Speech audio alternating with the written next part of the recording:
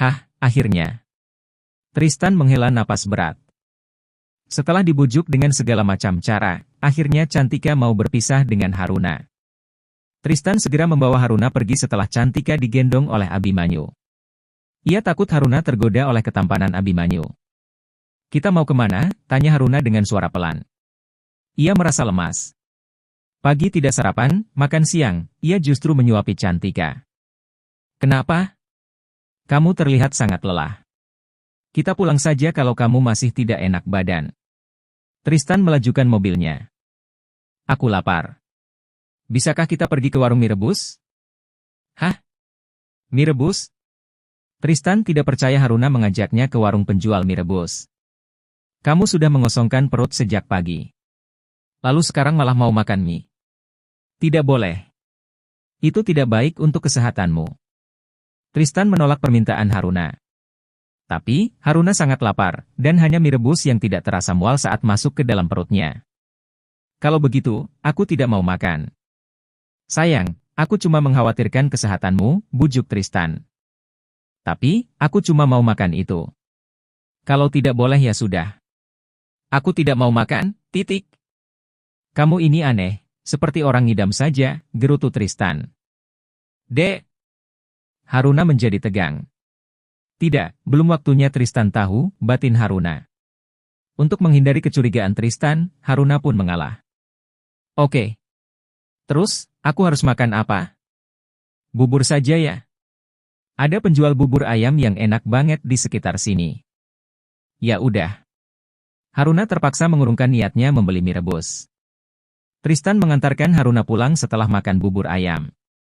Wajah Haruna yang terlihat lelah itu membuat Tristan tidak tega untuk tetap membiarkannya bekerja. Tristan sendiri masih di kantor sampai jam 9 malam. Tinggal beberapa berkas yang harus ditandatangani. Ia menyuruh Levi pulang lebih awal karena sudah tidak ada lagi pekerjaan untuknya. "Tok, tok, tok. Masuk." "Permisi Presdir," ucap pegawai bagian OB. "Ada apa?" "Kenapa belum pulang?" tanya Tristan. Ia sangat ingat kalau semua karyawan sudah pulang. "Saya baru selesai membereskan gudang Presdir." "Lalu, ada apa ke sini?" "Saya disuruh Pak Levi membawakan minuman untuk Presdir sebelum pulang," jawab OB itu. "Oh. Letakkan saja di meja," ucap Tristan. Setelah meletakkan gelas berisi teh hangat tanpa gula, OB itu pamit pulang. Tanpa ragu, Tristan meminumnya selagi hangat. Ia kembali melanjutkan pekerjaannya. Beberapa saat kemudian, Tristan merasa pusing. Ia memijat pelipisnya. Namun, rasa pusingnya bertambah kuat. Seperti habis minum alkohol, pandangan Tristan kabur, kesadarannya berkurang. "Sial! Minuman apa tadi? Padahal cuma teh hangat. Tapi, kenapa kepalaku menjadi sakit seperti habis minum anggur?" gumam Tristan. Di antara keadaan setengah sadar, Tristan melihat Steffi masuk dan mengunci pintu kantornya. Yang membuat Tristan mulai waspada adalah pakaian yang dikenakan Steffi. Gadis itu masuk dengan bertelanjang kaki, menggunakan lingerie seksi, dan segelas anggur merah di tangan kanannya. "Mau apa kamu ke sini?" tanya Tristan. Ia mencoba bangun dari kursinya, tapi ia kembali terduduk karena rasa sakit di kepalanya. "Halo sayang." Steffi menyiapkan kamera di ponselnya untuk merekam. Ia menyimpannya di rak yang ada di samping pintu. "Bukannya kamu suka kalau aku datang? Dalam mimpi pun, aku tidak sudi melihatmu. Pergi." Tristan mengusirnya, tapi Steffi justru menghampiri dan duduk di atas pangkuan Tristan.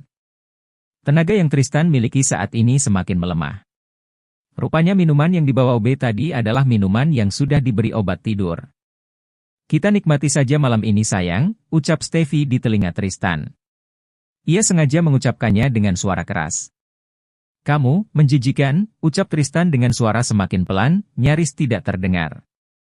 Tangan Tristan mencoba meraih ponselnya dan menekan tombol darurat nomor 2. Kontak darurat pertama, Tristan memasukkan nomor Christian. Levi berada di kontak darurat nomor 2. Ia yakin kalau Levi belum jauh dari kantor. Tristan harap, Levi segera datang dan menyelamatkannya dari rencana Steffi.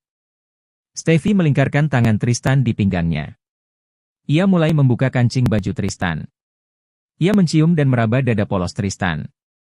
Semua barang yang telah menjadi milikku, tidak akan pernah aku biarkan jatuh ke tangan orang lain.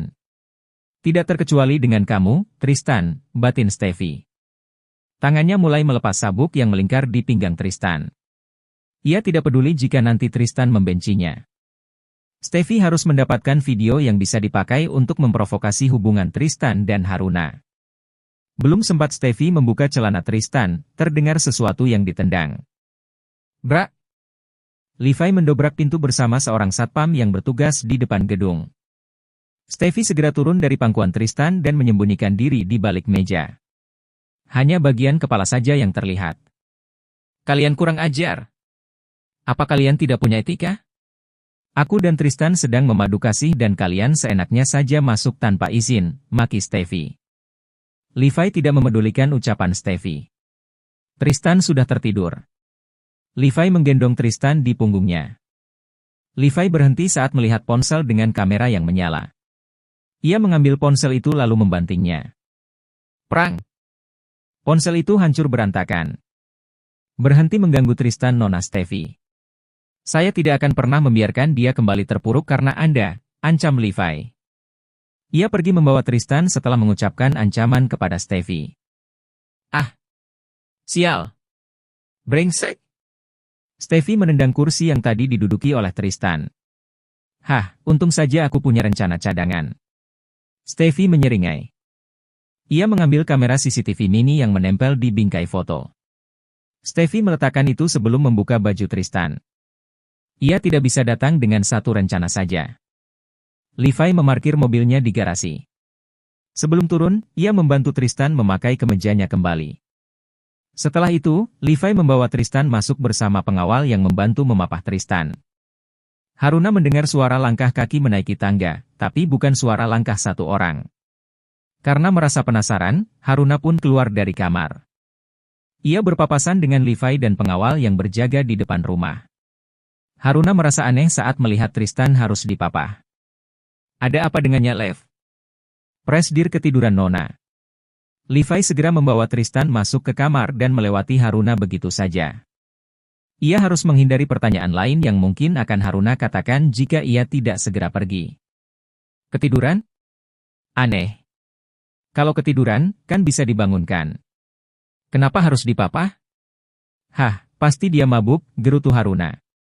Ia masuk kembali ke kamarnya. Ia tidak mau mendekati Tristan jika dia sedang mabuk. Haruna lebih memilih masa bodoh daripada diterkam Tristan seperti dulu. Malam itu, Levi memilih tidur di sofa ruang tamu rumah Tristan. Ia harus menunggu sampai Tristan terbangun dan menceritakan kejadian malam ini. Levi khawatir kalau ucapan Tristan tidak sama dengan apa yang ia ucapkan pada Haruna. Levi sangat ingin menjaga perasaan Haruna. Entah kenapa, ia tidak ingin perasaan Haruna terluka. Sebisa mungkin, ia akan berusaha melindungi Haruna. Haruna merasa kehausan dan terbangun dari tidurnya. Ia mengambil gelas di atas nakas. Namun, gelas itu kosong. Haruna lupa mengisi gelasnya sebelum tidur. Ah, kosong, desa Haruna. Ia malas untuk pergi ke dapur, tapi rasa hausnya tidak tertahan. Kerongkongannya terasa sangat kering. Dengan langkah malas, ia terpaksa pergi ke dapur. Haruna melewati ruang tamu sebelum sampai di dapur.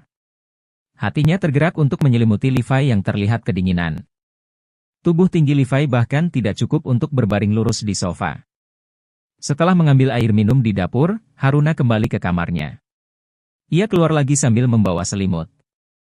Hati-hati sekali, Haruna menyelimuti Levi. Namun, insting Levi selalu waspada, membuat ia terbangun saat merasakan ada orang berdiri di sampingnya. Nona! Levi memekik melihat Haruna berdiri di sampingnya sambil memegang selimut yang sudah menutup separuh badan Levi. Maaf, aku jadi membangunkanmu, sesal Haruna. Ia merasa tidak enak hati karena sudah membuat Levi terbangun. Haruna ingin menyelimuti Levi supaya asisten itu bisa tidur lelap. Namun, ia justru membuat Levi terbangun. Tidak apa-apa. Kenapa Anda masih belum tidur, Nona? Aku haus, jadi aku pergi ke dapur mengambil air minum. Karena aku lihat kamu kedinginan, aku ambilkan selimut. Tapi, malah mengganggu tidurmu, jawab Haruna. Saya terbangun karena memang biasa bangun dini hari, jawab Levi. Di kamarnya, Tristan terbangun. Pengaruh obat tidur yang diberikan Stevie sudah hilang. Tristan terperanjat saat mengingat kejadian di kantor. Mata Tristan berkeliling, memperhatikan keadaan di sekitarnya. Ini kamarku, gumamnya. Samar-samar, ia mendengar suara Levi sedang berbicara dengan Haruna. Tristan penasaran, kenapa jam 2 dini hari Haruna belum tidur. Kepalanya masih terasa sedikit pusing karena sisa pengaruh obat tidur. Di dalam hatinya, Tristan terus berdoa. Semoga saja, Levi tidak menceritakan kejadian semalam kepada Haruna. Ia menuruni anak tangga sambil mengendap-endap. Tristan ingin mendengar perbincangan Haruna dan Levi. Levi menyadari kehadiran Tristan, tapi tidak dengan Haruna. Posisi duduk Levi menghadap tangga, sedangkan posisi duduk Haruna membelakangi tangga. Tristan menempelkan telunjuk di bibir saat Levi melihat ke arahnya. Sebuah ide tiba-tiba datang dalam benak Levi. Ia ingin mengorek isi hati Haruna. Mungkin dengan itu, Levi bisa membantu mempererat hubungan Haruna dan Tristan. Nona Haruna? Ini bukan kantor. Panggil nama saja, bisa kan? Haruna. Bolehkah aku bertanya? Tanya saja, jawab Haruna. Ia meminum air di dalam gelasnya. Sejak ia tahu kalau ia tengah berbadan dua, Haruna menambah jumlah asupan air putih dalam menu minuman sehari-hari. Apakah Anda mencintai Tristan? Ya. Aku mencintainya. Kenapa, Lev? Tidak ada. Hanya ingin tahu saja. Karena pertemuan pertama kalian tidak terlalu baik, ucap Levi beralasan. Tristan tersenyum mendengar jawaban Haruna. Ia melangkah perlahan supaya tidak diketahui oleh Haruna. Namun, saat Tristan mengulurkan tangan untuk memeluknya, Haruna bergeser ke samping. Kedua tangan Tristan hanya memeluk udara hampa. Ngapain diam-diam menguping pembicaraan kami? Tanya Haruna kesal. Ketahuan ya, kilah Tristan sambil tersenyum canggung. Malah tertawa. Jelek, goda Haruna. Tapi kamu suka kan, balas Tristan. Levi tersenyum getir. Ia ingin melihat Tristan melupakan masa lalunya. Tapi kenapa? Saat Tristan menemukan cintanya, menemukan gadis yang membuatnya bahagia, Levi merasa sakit. Apakah karena gadis yang dicintai Tristan adalah Haruna? Kalau memang iya. Lalu kenapa Levi merasakan sakit? Ini tidak benar, batin Levi. Ia menyadari perasaannya berubah terhadap Haruna. Perasaan yang awalnya kasihan dan simpati karena Haruna selalu ditindas Tristan. Entah sejak kapan, perasaan simpatinya berubah jadi obsesi. Sayang, aku lapar. Bisakah kamu membuatkan aku makanan? Nasi goreng? Boleh. Buatkan 2 ya, pinta Tristan. Iya. Haruna pergi ke dapur, meninggalkan Levi dan Tristan di ruang tamu. Jeffrey terus menatap rumah Kamal dari dalam mobilnya. Ia memarkir mobilnya di seberang jalan depan rumah Kamal. Ia merasa sesak menahan rindu kepada Vivi. Sudah beberapa kali Jeffrey mencoba menghubungi Vivi. Namun, Vivi tidak mau menerima telepon darinya. Jam 3 pagi, Jeffrey masih terjaga di dalam mobil. Tanpa Jeffrey ketahui, Vivi juga tidak bisa tidur. Ia berkali-kali mengintip dari balik tirai kamarnya. Ia tahu kalau mobil di seberang jalan itu milik Jeffrey. Namun, Vivi takut untuk menghampirinya karena mobil itu pasti akan segera pergi sebelum Vivi sampai ke mobil. Maunya apa sih? Bikin aku tidak bisa tidur saja, gerutu Vivi. Jeffrey menyandarkan punggungnya. Ia memejamkan mata. Terbayang dalam pikirannya saat ia mengecup bibir lembut Vivi. Jantungnya berdebar cepat ketika mengingat kenangan beberapa hari lalu. Di dalam kamarnya, Vivi terus mondar-mandir tidak tenang. Ia sedang menimbang, apakah ia harus menemui Jeffrey atau tidak. Tapi, ia benar-benar sangat penasaran. Akhirnya Vivi memutuskan menghampiri Jeffrey. Dengan langkah pelan, ia keluar dari kamar. Matanya melirik kanan-kiri, memastikan jika ibunya sedang tidur di kamar. Vivi memutar anak kunci perlahan-lahan, mencoba sebisa mungkin untuk tidak terdengar oleh Kamal dan Anggi. Setelah pintu terbuka, Vivi berlari menghampiri mobil di seberang jalan. Ia berusaha secepat mungkin untuk sampai di dekat mobil atau mobil itu akan pergi seperti sebelumnya. Ia harus menyelesaikan urusannya dengan Jeffrey agar ia bisa tidur dengan tenang. Tok tok tok. Jeffrey yang sedang memejamkan mata pun tersentak saat mendengar jendela mobilnya diketuk seseorang. Ia lebih terkejut lagi saat melihat Vivi lah yang mengetuk jendela mobilnya. Seandainya bukan jam 3 pagi, Jeffrey sudah pergi dengan mobilnya. Namun, ia tidak bisa membiarkan Vivi di luar rumah pagi-pagi buta. Sreet. Perlahan kaca mobil diturunkan. Kedua pasang mata mereka beradu. Jeffrey menarik garis bibirnya ke atas. Ia merasa senang melihat wajah yang selama beberapa hari ini dirindukannya. Kenapa keluar? Ini sudah pagi, ucap Jeffrey memulai percakapan. Vivi memutari mobil dan masuk dari pintu yang lain. Ia duduk di samping Jeffrey. Kaca jendela dinaikkan kembali. Ia takut ada orang yang melihat mereka berdua di dalam mobil lalu menimbulkan gosip yang tidak sedap. Kenapa aku keluar? Harusnya aku yang nanya, kenapa Kak Jeffrey tidak pulang? Kenapa terus berada di sini sejak semalam? Pertanyaan bertubi-tubi dilayangkan Vivi kepada Jeffrey dengan rasa kesal yang memuncak. Karena kamu tidak mau bertemu denganku. Jeffrey menghela napas berat, lalu ia mengambil amplop dari atas dashboard mobilnya. Ini uang gajimu, ucapnya sambil menyerahkan amplop itu pada Vivi. Aku yakin, bukan cuma karena ini kan? Bukan. Tapi, aku ingin menjelaskan tentang kejadian beberapa hari yang lalu. Kejadian apa? Aku bahkan lupa apa yang aku lakukan kemarin. Jadi, tidak ada yang perlu dijelaskan, jawab Vivi. Ia membuka pintu mobil. Namun, belum sempat Vivi turun, Jeffrey menahan tangan Vivi dan menutup pintu mobil kembali. Vivi, tolong, dengarkan aku. Jeffrey menggenggam kedua tangan Vivi. Amplop yang dipegang oleh Vivi itu terjatuh ke bawah jok mobil. Vivi, aku menyukaimu. Alasan, kenapa aku tiba-tiba mencium bibirmu, itu, karena aku menyukaimu, ucap Jeffrey tulus. Dek. Antara percaya dan tidak. Vivi mendapatkan ungkapan cinta di pagi-pagi buta. Ia tidak tahu harus bereaksi seperti apa. Lupakan saja. Masuklah ke rumah.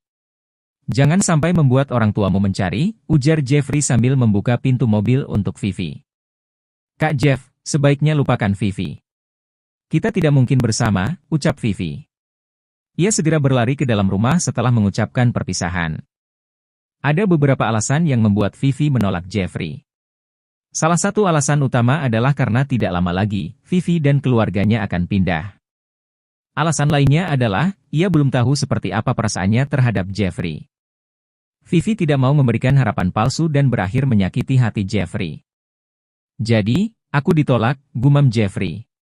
Dengan hati patah, ia melaju pergi bersama mobilnya. Berakhir sudah penantiannya selama seminggu terakhir. Jeffrey masih ingin bertemu dengan Vivi karena ingin mengungkapkan cintanya. Namun, ia telah ditolak tanpa pertimbangan. Jeffrey mencoba melupakan rasa sakit hatinya dengan datang ke kafe. Ia membuat makanan manis, salah satu makanan favoritnya adalah cupcake. Setelah cupcake itu matang, ia mengeluarkannya dari oven dan menaruhnya di meja dapur. Rasanya tetap pahit. Jeffrey meletakkan cupcake yang sudah digigitnya. Ia ingin menghilangkan rasa pahit di hatinya dengan kue kesukaannya. Nyatanya, tidak ada yang berubah. Kepahitan di hatinya tetap sama. Saat Haruna sibuk memasak nasi goreng di dapur, Tristan menanyakan tentang kejadian semalam. Ia yakin ada sesuatu hal yang penting. Jika tidak, Levi tidak akan pernah menginap di rumahnya. Ceritakan semuanya, pinta Tristan. Haruna menanyakan keadaanmu semalam, aku jawab kalau kau ketiduran. Tentang Steffi, kau tidak perlu khawatir. Aku sudah merusak ponsel Steffi dan mengambil kartu memorinya. Terima kasih. Lagi-lagi, kamulah yang menyelamatkanku dari Steffi. Tristan mengenang kembali kejadian saat Steffi mengkhianatinya. Kala itu, Levi tidak sengaja melihat Steffi berpakaian seksi di sebuah pantai bersama seorang pria bule. Tristan menyewa pesawat jet pribadi lalu datang ke tempat yang ditunjukkan oleh Levi. Ia mengikuti Steffi selama 2 hari. Betapa terkejutnya Tristan saat tahu kelakuan Steffi di luar negeri. Selama 2 hari mengikutinya, Tristan melihat 5 orang pria asing yang keluar masuk hotel bersama Steffi. Merasa kurang percaya dengan penglihatannya, Tristan pun menjebak Steffi. Saat kekasihnya itu pergi ke hotel, ia menyamar sebagai pelayan hotel. Tristan berpura-pura mengantarkan makanan. Steffi dengan tidak tahu malunya membuka pintu tanpa sehelai benang pun. Seakan Steffi tidak peduli sekalipun jika yang datang memang pelayan. Sejak saat itu, Tristan menjauhi Steffi. Ia merasa setiap wanita menjijikan. Karena hal itu jugalah, Tristan menjadi pria brengsek yang selalu mempermainkan wanita. Bagi Tristan, wanita penjajah cinta terlihat lebih mulia karena mereka lebih terang-terangan menjual tubuh. Hei! Berhenti melamun. Aku harus pulang, ucap Levi. Tristan tersentak dari lamunannya. Kenangan suramnya kini telah kembali cerah.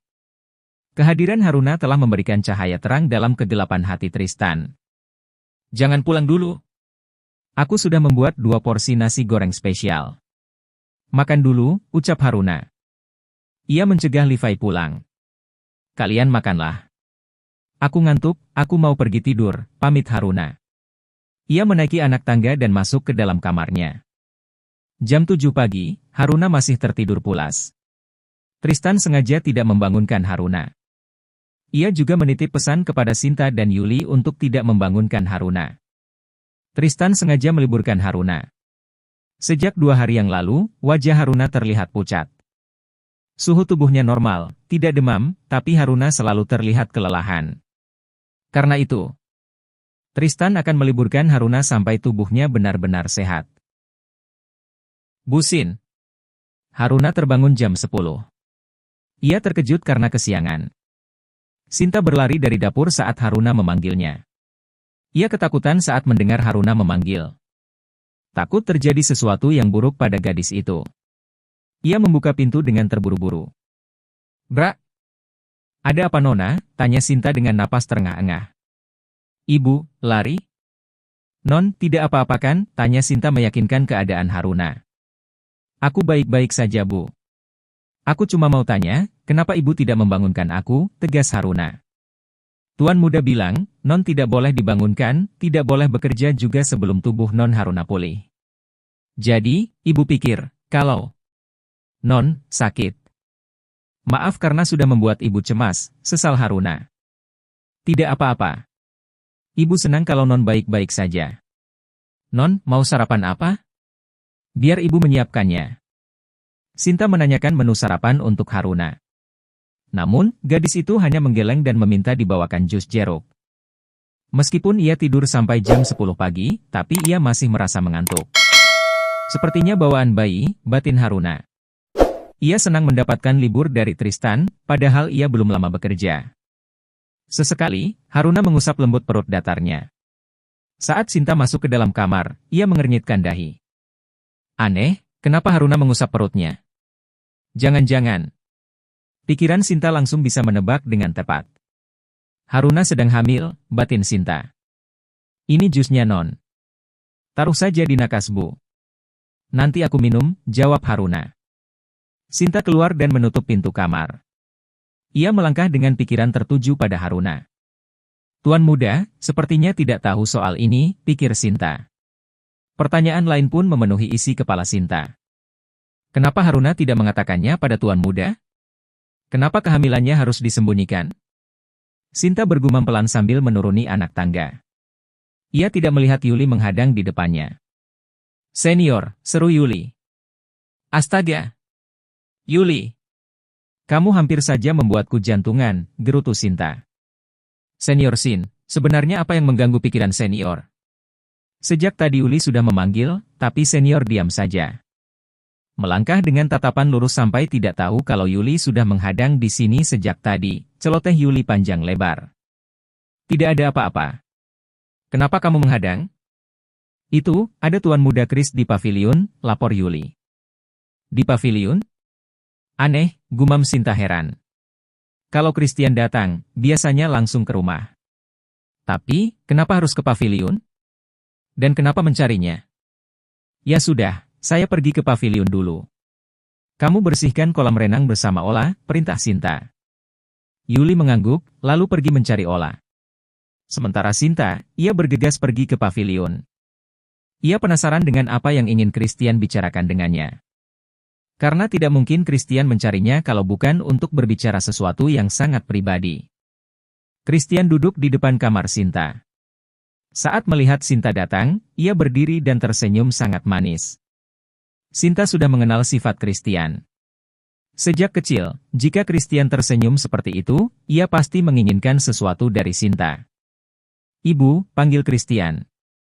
"Jangan bersikap manis seperti itu. Karena kau pasti menginginkan hal aneh," goda Sinta. "Ibu memang selalu memahamiku," sahut Christian. Sinta menggumam dalam hati, pasti dia ingin bertanya soal Haruna. Ia merasa kasihan kepada Christian. Di saat hatinya terbuka untuk seorang wanita, gadis itu justru tidak mencintainya.